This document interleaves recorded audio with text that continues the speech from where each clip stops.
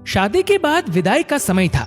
नेहा अपनी माँ से मिलने के बाद अपने पिता से लिपट कर रो रही थी। वहां मौजूद सब लोगों की आंखें नम थी। नेहा ने घूंघट निकाला हुआ था। वह अपनी छोटी बहन के साथ सजाई गई गाड़ी के नजदीक आ गई थी। दूल्हा अविनाश अपने खास मित्र विकास के साथ बातें कर रहा था। विकास ने कहा, यार अविनाश, सबसे पहले घर पहुंचते ही होटल चलकर बढ़िया खाना खाएंगे। यहाँ तेरे ससुराल में खाने का मजा नहीं आया। तभी पास में खड़ा अविनाश का छोटा भाई राकेश बोला, हाँ यार, पनीर कुछ ठीक नहीं था और रसमलाई में रस ही नहीं था। और वो ही कर जोर जोर से हंसने लगा। अविनाश भी पीछे नहीं रहा। अरे हम लोग होटल चलेंगे, जो खाना है खा लेना। मुझे भी यहाँ खाने में मजा नहीं आया, रोटियां भी गर्म नहीं थी।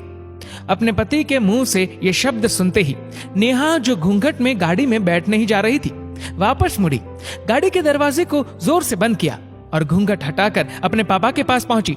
अपने पापा का हाथ अपने हाथ में लिया और बोली, मैं ससुराल नहीं जा रही पिताजी, मुझे ये शादी मंजूर नहीं। ये शब्द उसने इतनी जोर से कहे कि सब लोग हक्के बक्के रह गए। सब नजदीक आ गए। नेहा के ससुराल वालों पर तो जैसे पहाड़ टूट पड़ा। मामला क्या था ये किसी की समझ में नहीं आ रहा था। तभी नेहा के ससुर राधेश्याम जी ने आगे बढ़कर नेहा से पूछा, लेकिन बात क्या है बहू? शादी हो गई है, विदाई का समय है, अचानक क्या हुआ कि तुम शादी को नामंजूर कर रही हो? अविनाश की तो मानो दुनिया उजड़ने जा रही थी। वह भी नेहा के पास आ गया, अविनाश के दोस्त भी। सब लोग जानना चाहते थे कि आखिर ऐन वक्त पर क्या हुआ कि दुल्हन ससुराल जाने से मना कर रही है। नेहा ने अपने पिता दयाशंकर जी का हाथ पकड़ कर रखा था। नेहा ने अपने ससुर से कहा, बाबूजी, मेरे माता पिता ने अपने सपनों को मारकर हम बहनों को पढ़ाया लिखाया व काबिल बनाया है। आप जानते हैं एक बाप के लिए बेटी क्या मायने रखती है।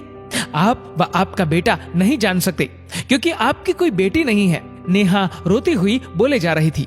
आप जानते हैं मेरी शादी के लिए वह शादी में बारातियों की आवाभगत में कोई कमी न रह जाए, इसलिए मेरे पिताजी पिछले 1 साल से रात को 2-3 बजे तक जागकर मेरी माँ के साथ योजना बनाते थे। खाने में क्या बनेगा, रसोईया कौन होगा। पिछले 1 साल में मेरी माँ ने नई साड़ी नहीं खरीदी क्योंकि मेरी शादी में कमी न रह जाए। दुनिया को दिखाने के लिए अपनी बहन की साड़ी पहनकर मेरी माँ खड़ी है। मेरे पिता की इस 150 रुपए की नई शर्ट के पीछे बनियान में 100 छेद है। मेरे माता पिता ने कितने सपनों को मारा होगा, ना अच्छा खाया ना अच्छा पिया। बस एक ही ख्वाहिश थी कि मेरी शादी में कोई कमी न रह जाए। आपके पुत्र को रोटी ठंडी लगी, उनके दोस्तों को पनीर में गड़बड़ लगी व मेरे देवर को रसमलाई में रस नहीं मिला। इनका खिलखिलाकर हंसना मेरे पिता के अभिमान को ठेस पहुंचाने के समान है। नेहा हाफ रही थी। नेहा के पिता ने रोते हुए कहा, लेकिन बेटी, इतनी छोटी सी बात। नेहा ने उनकी बात बीच में ही काटी और बोली, ये छोटी सी बात नहीं है पिताजी। मेरे पति को मेरे पिता की इज्जत नहीं। रोटी क्या आपने बनाई? रसमलाई, पनीर, ये सब कैटरर्स का काम है। आपने दिल खोलकर व हैसियत से बढ़कर खर्च किया है। कुछ कमी रही तो वह कैटरर्स की तरफ से है।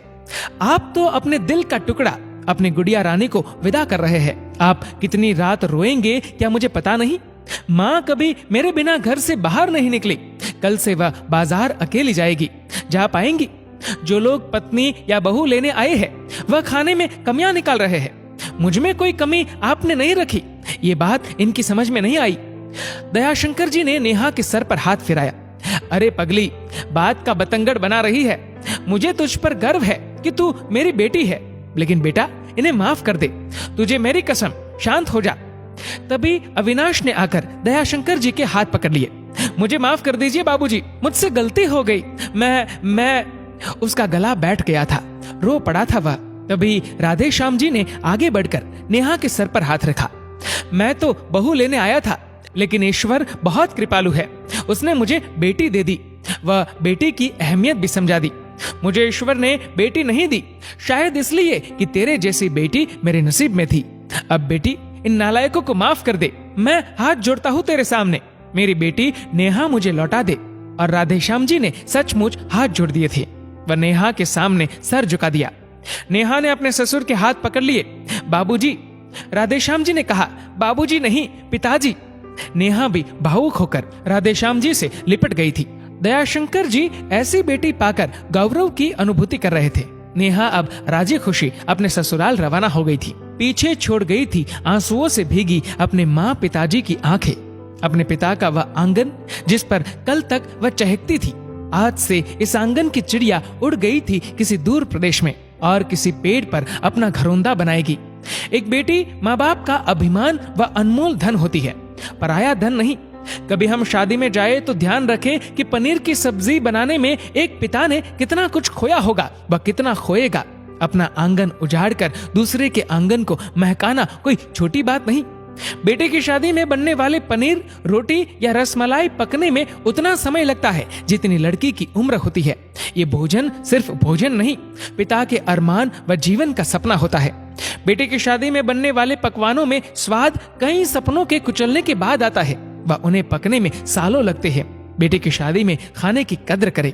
दोस्तों, इस वीडियो को लेकर आपकी क्या राय है नीचे कमेंट करके जरूर बताएगा। और अगर आपको वीडियो अच्छा लगा हो तो इस वीडियो को लाइक करेगा, शेयर करेगा ज्यादा से ज्यादा लोगों तक।